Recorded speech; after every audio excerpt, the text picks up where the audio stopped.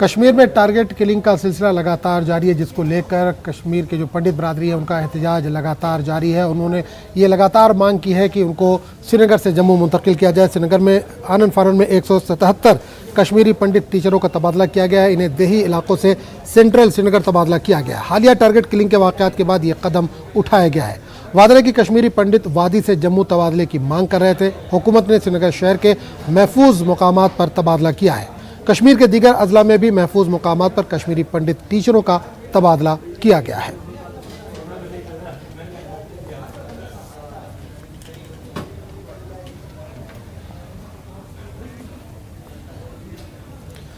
कल कानपुर में नमाज जुमा के बाद कई इलाकों में तशद्दुद देखने को मिला। पथराव के वाक़यात भी पेश आए। इसके बाद से इंतज़ामिया अलर्ट है। सख्त सिक्योरिटी इंतजामात वहाँ पर किए गए हैं। दो फिरकों के दरमियान पथराव देखा गया। सूरत हाल को देखते हुए तशद्दुद से मुतासरा इलाकों में पुलिस की भारी नफरी को सूरत हाल पर काबू पाने के लिए तैनात किया गया है।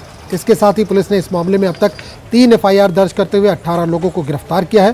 पुलिस के मुताबिक 40 अफराद की शिनाख्त कर ली गई है। खास बात यह है कि तशद्दुद के दौरान कानपुर में सदर जमहूरिया रामनाथ कोविंद, वज़ीर आज़म नरेंद्र मोदी और वज़ीर आला योगी आदित्यनाथ मौजूद थे। कल मुस्लिम कम्युनिटी के कुछ लोग कानपुर के परेड स्क्वायर बीजेपी तर्जुमान नूपुर शर्मा के खिलाफ एहतजाज में दुकानें बंद कराने की कोशिश कर रहे थे। इसकी मुखालफत में तशद्दुद भड़क उठा और बड़ी तादाद में लोग सड़क पर जमा हो गए। इस पर काबू पाने के लिए कई थानों की फोर्स मौके पर पहुंची। पुलिस कमिश्नर का कहना है कि अब सूरत हाल मामूल पर है। कानपुर पुलिस कमिश्नर का कहना है कि जिन लोगों को गिरफ्तार किया गया है इनके खिलाफ गैंगस्टर एक्ट के तहत कार्रवाई होगी।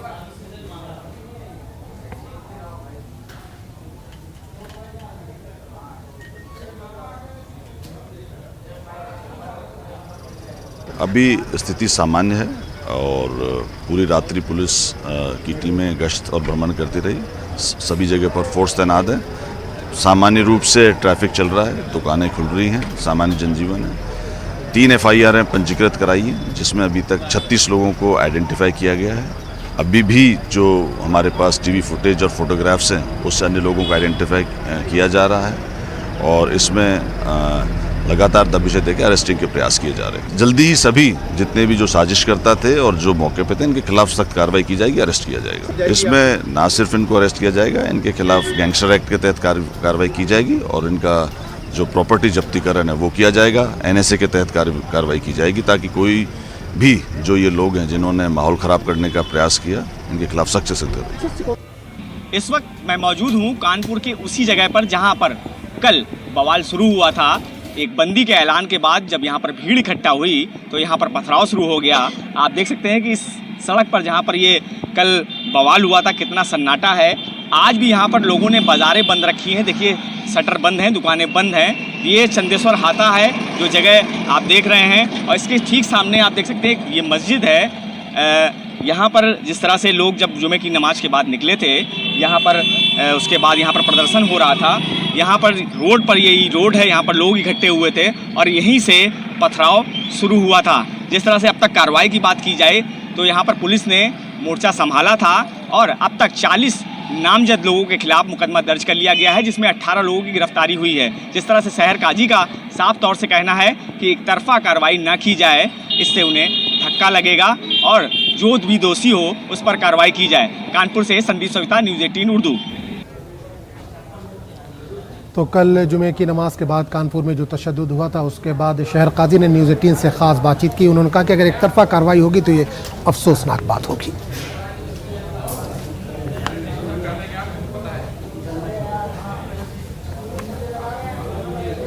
कानपुर शहर में जिस तरह से समाजी तंजीम के बंद के ऐलान के बाद कल माहौल बिगड़ा, जिस तरह से हालात हुए, उस पर बात करने के लिए हमारे साथ शहर काजी साहब मौजूद हैं, हाजी अब्दुल कुद्दूस साहब। काजी साहब, जिस तरह से कल हालात बिगड़े हैं, किस तंजीम का ऐलान था? कुछ ऐसा कुछ पता चला है कि बंद का ऐलान किया गया, उसके बाद जो हालात बिगड़े हैं उस पर क्या कहना है आपका? क्योंकि ये बड़ी जिम्मेदारी आप पर है कानपुर की। देखिए, नामूस रिसालत की पर जो गुस्ताखी की है जैसे नूपुर शर्मा ने, एक बात तो बिल्कुल फैक्ट हम आपको बता दें कि अल्लाह के रसूल सल्लल्लाहु अलैहि वसल्लम की शान में कोई गुस्ताखी कर दे तो कोई मुसलमान बर्दाश्त नहीं कर सकता। किसी की बस का नहीं कि उसको झेल ले, बर्दाश्त कर ले। तो चूंकि एक मजहबी मैटर था, इसलिए जिन लोगों ने भी ऐलान किया वो एक अलग मैटर है। उस पर आपने देखा होगा कि मतलब यह कि 100% तकरीबन दुकानें बंद रही हैं मुसलमानों की। तो वो इस वजह से नहीं कि वो कोई सियासी मैटर था, वो इस वजह से नहीं कि मतलब किसी आम आदमी ने ऐलान किया या खास ने ऐलान किया, गुजर गया था। जुमे की नमाज के बाद जो है नई सड़क पर 2 मस्जिदें हैं, वहां से मस्जिद से नमाज पढ़ के निकले, उसके पड़ोस के मकान से जो गुम्बे चले हैं वहां से मसाइल बिगड़ गए। और पड़ोस के मकान जो पड़ता है चंदेश्वर का हाथा पड़ता सामने, और पड़ोस में भी हिंदू रहते हैं, वहां से जो गुम्बे चले तो जो मस्जिद से नमाजी पर नमाज पढ़ करके निकले तो वहां से मसाइल पैदा हो गए। लोग कुछ भी समझ रहे हो, हमें इससे बहस नहीं है। खैर कमिश्नर साहब का फोन आया और हम लोग भी भागे हुए गए वहां पर, काफी देर 2-2.5 घंटा रहे साथ में, कोशिश की बराबर करने की। शासन से उम्मीद रखते हैं जो भी मामला पेश आया है उसको संजीदगी का मुजाहरा करते हुए एक तरफा कार्रवाई नहीं होनी चाहिए किसी भी हाल में, 2 तरफा कार्रवाई हो, इसलिए कि इसमें हम देख रहे हैं कि बराबर से लोग मुजरिम हैं। अगर एक तरफा कार्रवाई होगी तो मुझे धक्का और तकलीफ पहुंचेगी, तो ये चीज मुनासिब नहीं होगी। मैं इस सिलसिले में, और हमारा शहर का प्रशासन जिम्मेदार है और इसको महसूस करता हूँ, समझता हूँ, और मैं बात भी करूंगा इस मौजू को लेकर के। अल्लाह चाहेगा सब ठीक रहेगा, खैर होगी। तो अब कार्रवाई शुरू हो गई है, जिस तरह से गिरफ्तारियां हो रही हैं, तो जैसा कि आपने कहा कि एक तरफा कार्रवाई, तो अब तक की जो गिरफ्तारियां हुई हैं, कुछ डिटेल या कुछ लोग आपके पास आए हैं, कुछ जो मुतासिर हैं, कुछ आए हैं आप? हाँ, काफी लोग रात से मेरे पास पहुंचे, कम से कम 10-12 ग्रुप के लोग आ चुके हैं जिनके बच्चे गिरफ्तार हुए हैं और मुसल्लत हैं। अब हम भी उसमें देखते हैं कि अगर कोई वाकई वहाँ पर मुजरिम था तो हम उसकी सिफारिश नहीं करते, ये हमारा भी अपना फर्ज बनता है, और जो वाकई बेगुनाह है तो उसकी बात भी करेंगे, और हम चाहेंगे कि वो छूट जाए किसी भी हाल में। तो इसमें तो कोशिश जारी रहेगी हमारी। बेगुनाहों के साथ तो हम हैं, गुनहगारों के साथ तो हम नहीं हैं। और मरकजी वजीर मुख्तार अब्बास नकवी ने कानपुर तशद्दुद पर कहा कि ये वज़ीर-ए-आज़म और वज़ीर-ए-आला को बदनाम करने की एक साजिश है। सुपारी पर दंगों की साजिश, और ये जो दबंगों की सुपारी पर दंगों की साजिश है, ये बहुत दिनों से चल रही है। ये केवल हिंदुस्तान के लोगों या हिंदुस्तान के इंसानों पर हमला नहीं है, बल्कि हिंदुस्तान की आत्मा पर हमला है। एक तरफ जो है वो समावेशी और सौहार्द से भरपूर संवाद हो रहा है, और दूसरी तरफ जो है वो सांप्रदायिक साजिश हो रही है। तो जो सौहार्द और संवाद का रास्ता है उसको किसी भी तरह से सांप्रदायिक उन्माद से नुकसान नहीं पहुंचाया जा सकता। ये तमाम लगा के तरह से कोशिशें होती रही हैं, और कुछ लोगों की कोशिश है कि साहब मोदी जी के शासनकाल में, योगी जी के शासनकाल में जो दंगे नहीं हो रहे हैं, फसाद नहीं हो रहे हैं, सौहार्द का माहौल है, उस रिकॉर्ड को कैसे तोड़ो। उस रिकॉर्ड को तोड़ने की जो सनक और साजिश है वो शुद्ध रूप से दिखाई पड़ती है। इसीलिए मैंने कहा कि ये जो दबंगों की सुपारी पर दंगों की साजिश है, ये शुद्ध रूप से उन लोगों की कारस्तानी है जो देश के सौहार्द को, देश की एकता को, देश के भाईचारे को नुकसान पहुंचाना चाहते हैं। और जो भी इसमें शामिल होगा उसको इसका भरपूर जो कानून है उसमें कार्रवाई कर रहा है, और उनको उसकी सज़ा मिलेगी, ताकि इस तरह की हरकतों की पुनरावृत्ति ऐसे लोग न कर पाएँ। और इस वक्त बड़ी खबर आ रही है, आज़मीन हज की रवानगी का सिलसिला आज से शुरू। पहली परवाज़ में 377 आज़मीन हज हुए रवाना। आज़मीन हज की पहली फ़्लाइट कोचीन एम्बार्केशन पॉइंट से रवाना हुई। तो बड़ी खबर इस वक्त आ रही है आज़मीन हज के ताल्लुक से। आज़मीन हज की रवानगी का सिलसिला आज से शुरू हो गया। पहली परवाज़ में 377 आज़मीन हज हुए रवाना। आज़मीन हज की पहली फ़्लाइट कोचीन एम्बार्केशन पॉइंट से रवाना हुई।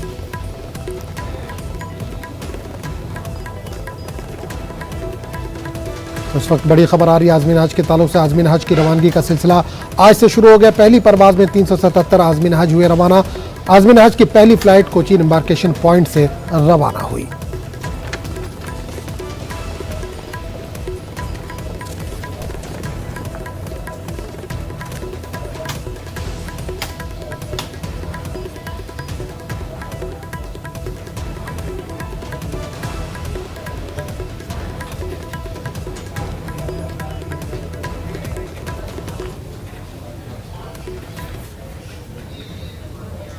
कुछ दाएं बाजू की हिंदू तंजीमों ने श्रीरंगापटन की जामा मस्जिद में आज पूजा की कॉल दी थी, जिसको लेकर वहां पर इम्तनाई अहकामात नाफिज कर दिए गए। दफ़ा 144 नाफिज कर दी गई। सख्त सिक्योरिटी इंतजाम किए गए हैं। कर्नाटक के मंडिया जिले के श्रीरंगापटन में 3 जून की शाम से 5 जून की सुबह तक इम्तनाई अहकामात नाफिज कर दिए गए। इनका दावा है कि ये मस्जिद हनुमान मंदिर को मुनज़्ज़म करने के बाद बनाई गई थी। हिंदू तंजीमों की कॉल के बाद श्रीरंगापटन में जामा मस्जिद के इलाके समेत शहर के हसास इलाकों में सिक्योरिटी में इजाफा कर दिया गया है। 500 से ज़्यादा पुलिस एहलकार को तैनात किया गया है। 4 चेक पोस्टें लगाई गई हैं। SPN यतीश की मौजूदगी में आज सुबह यहाँ मार्च भी निकाला गया।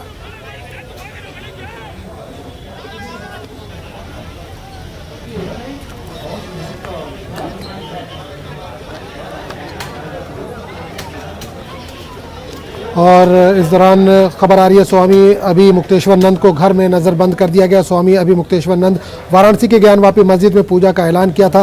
संतों ने आज ज्ञानवापी मस्जिद में उस जगह पर पूजा करने की बात कही थी जहां मुबैना तौर पर शिवलिंग होने का दावा किया जा रहा है, लेकिन मामला अदालत में जेर इल्तवा होने का हवाला देते हुए इंतजामिया ने संतों को पूजा करने की इजाज़त नहीं दी। स्वामी अभी मुक्तेश्वर नंद को पूजा की इजाज़त नहीं मिलने पर वो घर में ही धरने पर बैठ गए हैं।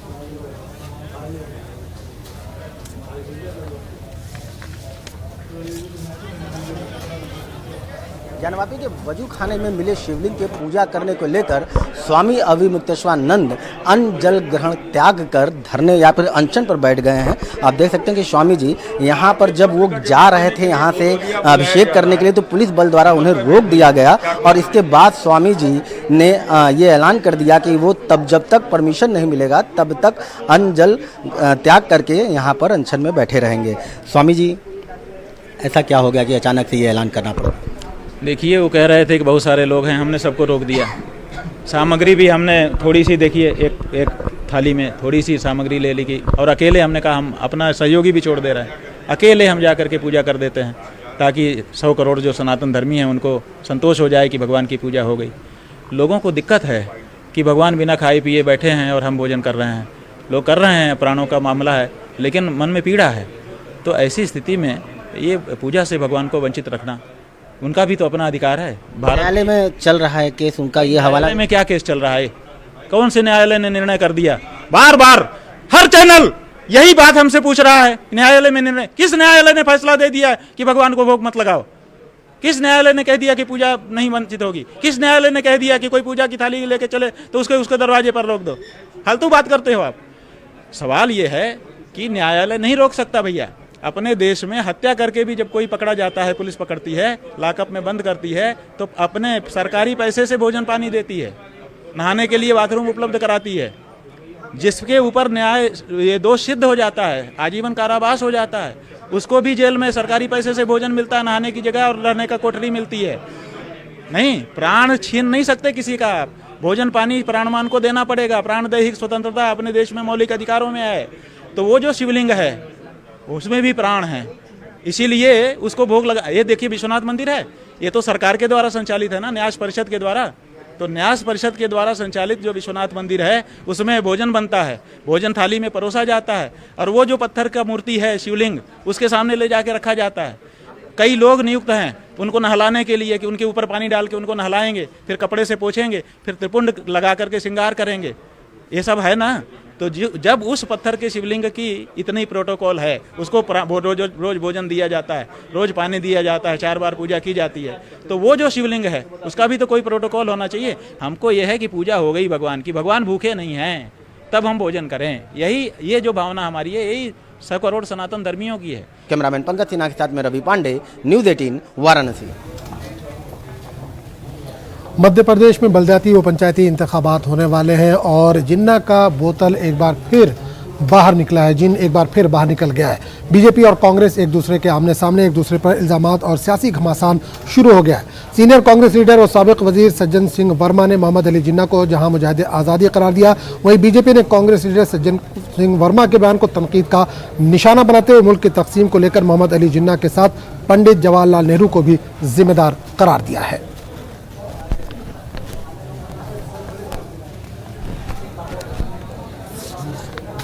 क्या स्वतंत्रता के संग्राम में इनकी हिस्सेदारी थी या नहीं थी, ये मुझे पत्रकार भाई बता दें। क्या जिन्ना की हिस्सेदारी, क्या स्वतंत्रता संग्राम सेनानी थे कि नहीं थे? ये देश तोड़ने में नहीं देखिए, आप पहले एक पॉइंट पे आ जाए ना, आप उसी पॉइंट पे आके देश तोड़ा, उन्होंने तो भला किया। अरे भला किया उसने तो। यदि ये डराते हैं कि भाई मुसलमान बहुत बढ़ रहा है, उसी पॉइंट पे तो मैंने आपको क्लियर किया। ये पढ़े लिखे व्यक्ति के दिमाग में भी ये कि देश तोड़ दिया। स्वतंत्रता संग्राम सेनानी है, क्या उसको हिंदू और मुसलमान होने से या स्वतंत्रता संग्राम की परिभाषाएं बदल गई? यही तो सिखा रही है आरएसएस और बीजेपी। अब इसके बारे में सोनिया गांधी जी को, राहुल गांधी जी को, कमलनाथ जी को स्पष्ट करना चाहिए कि ये कांग्रेस का जिन्ना के साथ सज्जन रिश्ता क्या है। उनको थोड़ा सा स्पष्ट कर देना चाहिए। और एक बात मैं सज्जन भाई को धन्यवाद तो दूंगा कि उन्होंने जो स्पष्ट कर दिया कि विभाजन में अकेले जिन्ना नहीं, नेहरू जी भी जिम्मेदार थे। हम प्रारंभ से कहते थे कि ये गांधी परिवार, ये नेहरू परिवार देश के विभाजन के लिए जिम्मेदार है। और उनने कहा कि जिन्ना ने भला किया देश का विभाजन करके, वो और थोड़ा भला कर देता है, इस कांग्रेस को ले जाता ना वहां पे, तो देश भी भला होता। हैदराबाद में नाबालिग लड़की की इज्तिमाई इस्मत रेजी मामले में पुलिस ने एक और शख्स को गिरफ्तार कर लिया है। कल एक शख्स को गिरफ्तार किया गया था, अब तक इसमें 2 गिरफ्तारी हुई है। पुलिस के मुताबिक इस मामले को 5 मुलजिमीन ने अंजाम दिया है। पुलिस को अभी मजीद 3 मुलजिमीन की तलाश है।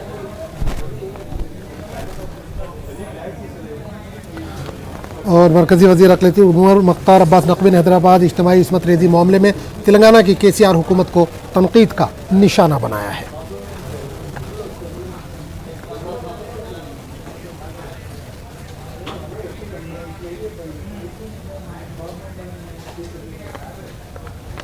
इस मामले में शिकायत मिली है। हमने वहाँ के डिस्ट्रिक्ट एडमिनिस्ट्रेशन को संपर्क साधने की कोशिश की है। हम वहाँ नोटिस कर रहे हैं और इसकी एक पूरी डिटेल्ड एक्शन टेकन रिपोर्ट मंगाएंगे।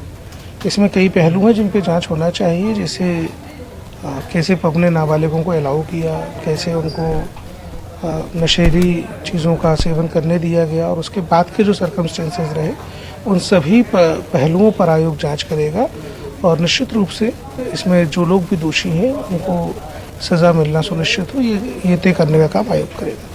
देखिए, हमको प्राइमा फेसिया जो पता चला है उसमें पुलिस ने FIR में कुछ देरी की, कुछ ढील बढ़ती, ऐसा भी आरोप लगाया गया है। इसलिए हमने डिटेल्ड एक्शन टेकन रिपोर्ट जो है वो डिस्ट्रिक्ट एडमिनिस्ट्रेशन से मांगी है। देखिए, पुलिस को ज़्यादा अच्छी ट्रेनिंग्स की ज़रूरत है और समाज में संवेदनशीलता के निर्माण की ज़रूरत है, तो आयोग कई सारे पहलुओं पे, कई सारे तरीक़ों से इन दोनों विषयों पर काम कर रहा है। तेलंगाना की सरकार वो पूरे देश में, पूरी दुनिया में प्रचार कर रही है कि उनकी सरकार जो है वो हिंदुस्तान में सबसे अच्छी राज्य सरकार है। और इस तरह की हरकतें हों, जघन्य अपराध हों, इंसानियत को शर्मसार करने वाली घटनाएं हों, उससे ज़्यादा शर्मनाक हो नहीं सकता। ऐसे लोगों के ख़िलाफ़ हमें तो लगता था कि और अगर कितने भी पहुंच के लोग हैं, कितने भी ऊंचे लोग हैं, कितने भी रसूखदार लोग हैं, उनके ख़िलाफ़ कार्रवाई तत्काल सरकार को करनी चाहिए, देर की है। हज 2022 के लिए परवाज़ों का सिलसिला शुरू हो गया है, लेकिन रुबात में क़याम को लेकर अभी भी तजस्सुस बरकरार है कि वहाँ पर कौन ठहरेगा, और इस बात को लेकर तजस्सुस लगातार अभी बरकरार है।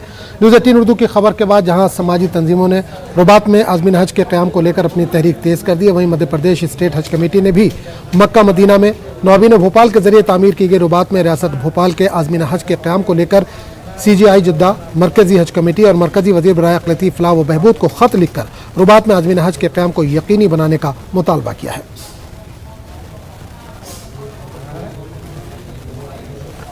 संबंध में हमने CGI को भी पत्र लिखा हुआ है और सेंट्रल हज कमेटी मुंबई से भी राब्ता कायम किया जा रहा है, और इंशाल्लाह हमारी सऊदी गवर्नमेंट से भी गुजारिश है कि जो हर साल की तरह जो रुबात होती है उसमें हमारे हाजी साहिबान जो खासकर भोपाल रियासत के थे, CO रायसन भोपाल, उनको प्राथमिकता से उनको वहाँ जगह दी जाए। इसके लिए हम और प्रयास कर रहे हैं। और इस वक्त दिल्ली से बड़ी खबर आ रही है। दिल्ली में जमात इस्लामी हिंद की प्रेस कॉन्फ्रेंस। हम कश्मीर में टारगेट किलिंग की मजम्मत करते हैं। जमात इस्लामी हिंद ने कहा है कश्मीर पर सियासत नहीं होनी चाहिए। हुकूमत की जिम्मेदारी है कि खौफ के फ़ज़ा को ख़त्म करे। सिर्फ हिंदू ही नकल मकानी नहीं कर रहे हैं, दूसरे भी कर रहे हैं। तो दिल्ली में जमात इस्लामी हिंद की प्रेस कॉन्फ्रेंस में कहा गया कि हम कश्मीर में टारगेट किलिंग की मजम्मत करते हैं। कश्मीर पर सियासत नहीं होनी चाहिए। हुकूमत की जिम्मेदारी है कि खौफ की फ़ज़ा ख़त्म करे। सिर्फ हिंदू ही नकल मकानी नहीं कर रहे, दूसरे भी कर रहे हैं।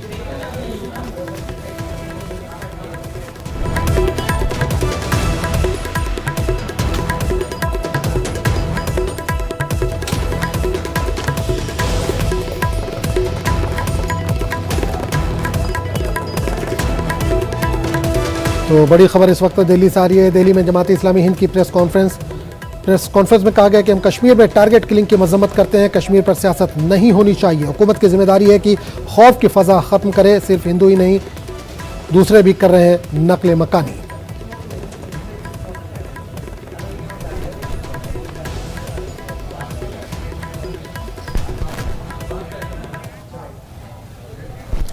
गुज़िश्ता हफ्ते कोविड केसेस में लगातार इजाफा दर्ज किया गया है, जो वीकली इन्फेक्शन की शरह में इजाफा भी देखने को मिला है।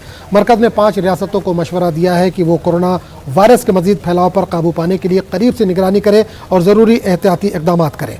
मरकज़ी वज़ारत सेहत के सेक्रेटरी राजेश भूषण ने तमिलनाडु, केरला, तेलंगाना, कर्नाटक और महाराष्ट्र को एक ख़त लिखा है। ख़त में रोशनी डाली गई है कि कुछ रियासतों से कोविड के ज़्यादा केसेस रिपोर्ट हो रहे हैं, जिससे इन्फेक्शन के मुकामी तौर पर फैलने के इम्कानात की निशानदही होती है।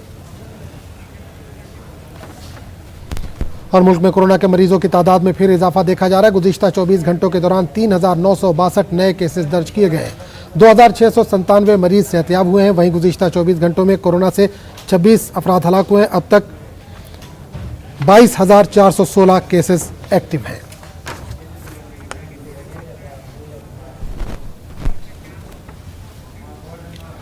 हौसला, हिम्मत और अज़ाइम पुख्ता हो तो इंसान अपने मकासद की राह में आने वाली हर रुकावट को दूर कर सकता है। ऐसी एक मिसाल कुपवाड़ा से नौगाम हंदवाड़ा के नवी जमात के परवेज़ अहमद एक टांग से महरूम होकर कई किलोमीटर पैदल चलकर तालीम हासिल कर रहे हैं।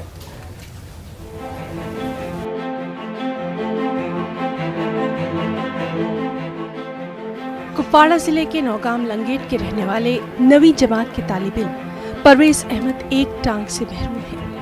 स्कूल पहुंचने के लिए उन्हें कई किलोमीटर जंगलाती इलाके से पैदल दुश्वारकुन रास्तों से गुजरना पड़ता है। कई मुश्किलात का सामना करना पड़ता है, लेकिन हौसला हो, हिम्मत हो, अज़ाइम पुख्ता हो तो इंसान अपने मकासद की राह में आने वाली हर रुकावट को बासानी उबूर कर लेता है। उनके असातिज़ा का कहना यही है कि परवेज़ काफ़ी ज़हीन है। परवेज़ खेलकूद की सरगर्मियों के साथ साथ मौसीकी में भी काफ़ी शौक़ रखते हैं। जिस्मानी तौर पर नाक़िस तालिब इल्मों को किन किन दुश्वारियों का, किन किन परेशानियों का, दिक्कतों का सामना रोज़मर्रा की ज़िंदगी में करना पड़ता है, आइए ज़रा परवेज़ की ज़बानी सुनते हैं। 2 किलोमीटर से घर से आता हूँ, 2 किलोमीटर से फिर जो धूप होती है और मुझे पसीना आ जाता है, सब दोस्त मुझसे आगे जाते और ये लाख लाख अल्लाह का शुक्र है जो आज तक उसने मेरी हिम्मत बढ़ाई है और मैं रोज़ आता हूँ स्कूल, अपनी तालीम हासिल करता हूँ। मैं भी सपना देखता हूँ और ये मैं डॉक्टर बनूँ और फिर अगर सरकार कोई मदद करे, आर्टिफिशियल लेग या कोई स्कूटी यहाँ देगी और जिससे मैं अपनी तालीम हासिल कर। ये क्रिकेट भी खेलता है, वॉलीबॉल भी खेलता है। तो इसने एक बार जून में भी एक एक्टिविटी की, वहाँ ये फर्स्ट पोजीशन में आया। इसके अलावा ये सिंगिंग भी करता है। ये बहुत ही ज़हीन बच्चा है। परवेज़ के घर वालों ने हुकूमत से ताउन की अपील की है। उनका कहना है कि अगर परवेज़ को स्कूटी या फिर मसनूई टांग फराहम की जाए तो उन्हें काफ़ी सहूलत हासिल होगी और वो अच्छी तालीम भी हासिल कर सकते हैं।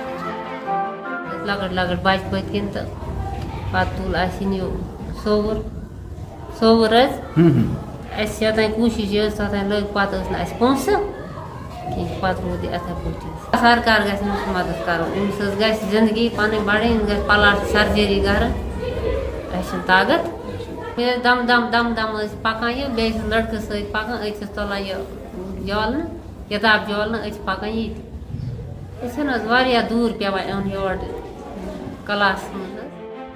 परवेज़ एक टांग से महरूम जरूर है, लेकिन इल्म की तलब ऐसी है कि उनकी राह की तमाम मुश्किलात उनके लिए कोई रुकावट नहीं बन रही है और इस तरह से वो सबके लिए मिसाल राह बन गए हैं। न्यूज़ 18 उर्दू के लिए कुपवाड़ा से यहिया सुल्तान की रिपोर्ट। तो न्यूज़ रूम लाइव में फिलहाल इतने ही। अगले बुलेटिन में आपसे फिर मुलाकात होगी, तब तक के लिए इजाज़त दीजिए। आदाब।